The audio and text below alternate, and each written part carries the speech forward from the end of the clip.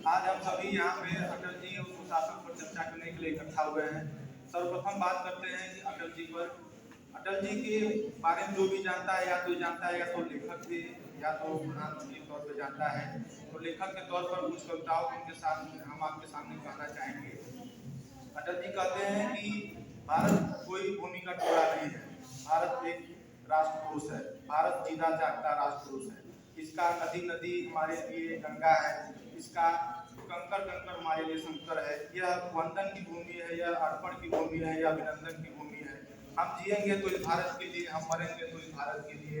और मरी हुई हमारी अस्थियों को गंगा जल में बहती हुई कोई कान लगाकर भी सुनेगा तो उसको क्यों लेकर ही आवाज सुनाई देगा, भारत माता की जय, भारत माता की जय।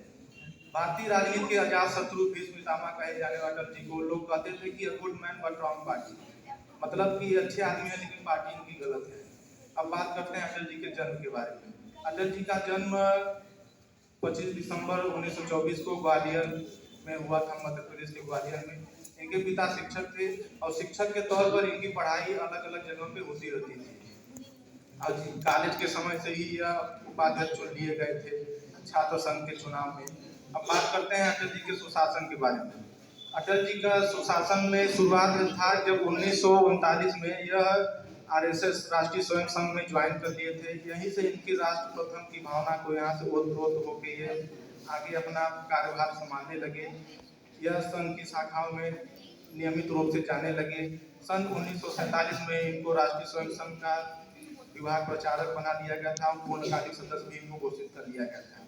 इनके मेहनत को देखते हुए इनको 1957 में इनको 3 जगह से लोकसभा चुनाव में उतारा गया था, बलरामपुर से, लखनऊ से और मथुरा से। मथुरा में तो इनकी जमानत तक जब्त हो गई थी, लखनऊ से हार गए थे और बलरामपुर से पहली बार सांसद चुने गए थे।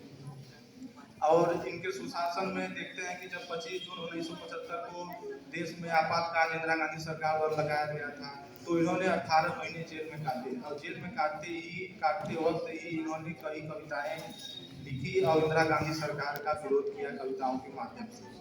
जब लोकसभा भंग 1970 में बंद कर दिया गया था तो जनसंघ पार्टी ने सरकार बनाया और 1977 में इनको पहली बार विदेश मंत्री का दर्जा प्राप्त कराया गया। विदेश मंत्री रहते हुए ये संयुक्त राष्ट्र संघ की महासभा में यह हिंदी में भाषण दिए और हिंदी में बताया कि संस्कृत में बताया कि वहाँ पे अयम निज परावती गणना लघु चेत साम उदार चरिता नाम तो वसुधैव कुटुंबकम। इन्होंने बताया कि वसुधैव कुटुंबकम की भावना से हमारा भारत काम करता है, अर्थात संपूर्ण पृथ्वी अपना परिवार है। संपूर्ण पृथ्वी को अपना परिवार और भाईचारा के माध्यम से इन्होंने पूरे विश्व को बताया कि हम कैसे अपना काम करते हैं।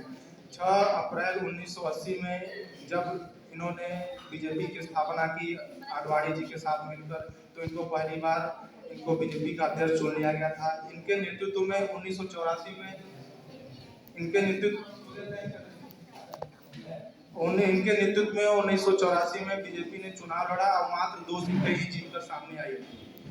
फिर इन्होंने ध्यान दिया कि हमारी कमी कहाँ लगी, अपनी कमी को ध्यान में रख के दूर किया है इन्होंने अपनी कमी को।